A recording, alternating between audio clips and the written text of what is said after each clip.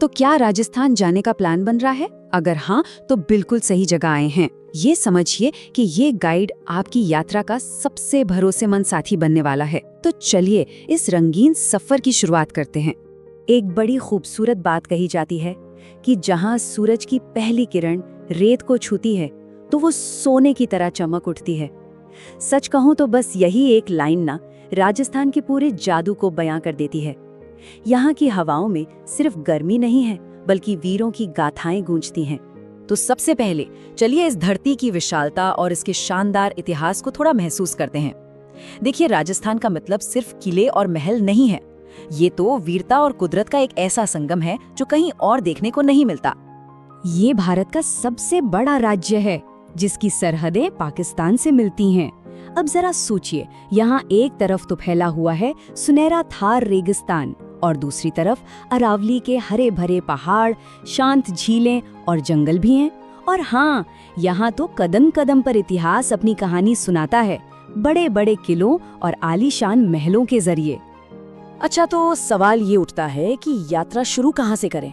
चलिए राजस्थान के उस सबसे जरूरी सर्किट पर नजर डालते हैं जो पहली बार जाने वालों के लिए एकदम परफेक्ट है। इसे एक तरह का शाही 4 स्टॉप टूर भी कह सकते हैं।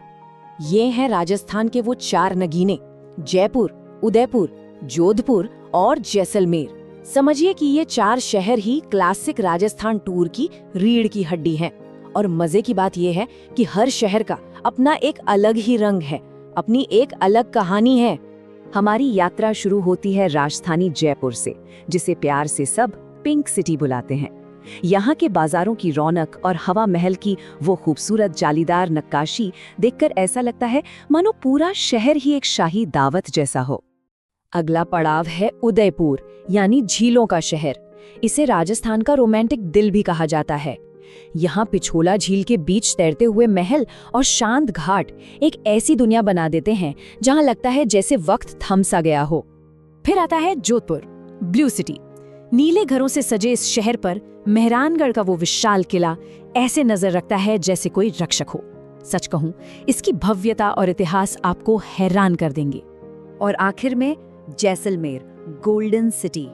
ये थार रेगिस्तान का दरवाजा है जहाँ का किला सूरज की रोशनी में सोने जैसा चमकता है। और हाँ, ऊंटों पर बैठकर रेगिस्तान की सफारी करना वो एक ऐसा अनुभव है जो कभी नहीं भूलता।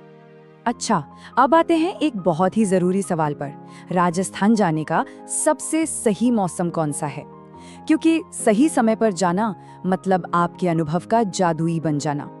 देखिए, राजस्थान घूमने का सबसे बढ़िया टाइम है अक्टूबर से मार्च के बीच। मौसम एकदम ठंडा और सुहाना होता है। घूमने फिरने के लिए, डेजर्ट सफारी के लिए ये समय बेस्ट है। वहीं अप्रैल से सितंबर के बीच बहुत ज्यादा गर्मी और फिर मॉनसून, ये दोनों ही सफर का मजा किरकिरा कर सकते हैं। और हाँ, अगर अपनी ट्रिप को और भी यादगार बनाना है तो कोशिश कीजिए कि इसे किसी त्योहार के आसपास प्लान करें, जैसे पुष्कर का ऊंट मेला, जैसलमेर डेजर्ट फेस्टिवल या फिर जयपुर लिटरेचर फेस्टिवल। ये सब राजस्थान की संस्कृति में पूरी तरह डूब जाने का एक शानदार मौका देते हैं। चलिए अब आते हैं प्लानिंग के सबसे प्रैक्टिकल हिस्से पर, यानी कि बजट। आखिर कितना खर्चा आएगा, इसका एक अंदाजा लगाना तो बहुत जरूरी है। तो सबसे बड़ा सवाल यही है कि भाई 7 से 8 दिन की राजस्थान ट्रिप पर लगभग कितना खर्च आ सकता है। अब इसका जवाब इस बात पे निर्भर करता है कि घूमने का स्टाइल कैसा है। अगर कोई बैकपैकर है तो 18 से 25 हजार में हॉस्टल और लोकल ट्रांसपोर्ट के साथ आराम से घूम सकता है। वहीं मिड रेंज में मतलब 35 से 60 हजार में अच्छे होटल और प्राइवेट कैब मिल जाती है। और जो लोग एकदम शाही अनुभव चाहते हैं उनके लिए 1,20,000 से ऊपर में हेरिटेज होटलों में रुकने का ऑप्शन भी है। ये बार चार्ट साफ साफ दिखाता है कि तीनों ट्रैवल स्टाइल के खर्च में कितना बड़ा अंतर है। लेकिन अच्छी बात यह है कि राजस्थान हर तरह के बजट वाले ट्रैवलर्स का खुले दिल से स्वागत करता है। और आखिर में कुछ बहुत जरूरी प्रो टिप्स जो सफर को आसान, सुरक्षित और मजेदार बनाने में मदद करेंगे। इन पर जरूर ध्यान दीजिएगा। ये 5 बातें हमेशा याद रखनी है। पहली, पानी की बोतल हमेशा साथ में। दूसरी, अगर पीक सीजन में जा रहे हैं तो होटल पहले से ही बुक कर लें। तीसरी, छोटी मोटी खरीदारी के लिए थोड़ा कैश जरूर रखें क्योंकि हर जगह यूपीआई नहीं चलता। चौथी, सनस्क्रीन लगाना बिल्कुल ना भूलें क्योंकि सर्दियों में भी धूप तेज हो सकती है। और पांचवी, किलों का असली इतिहास जानना है तो एक लोकल गाइड जरूर करें, उनसे बेहतर कोई नहीं बता सकता। और जैसा कि किसी ने क्या खूब कहा है, राजस्थान की यात्रा सिर्फ एक यात्रा नहीं है, बल्कि एक कहानी है जिसे लोग अपने साथ वापस लाते हैं। सच में ये एक ऐसा अनुभव है जो हमेशा के लिए आपकी यादों में बस जाए।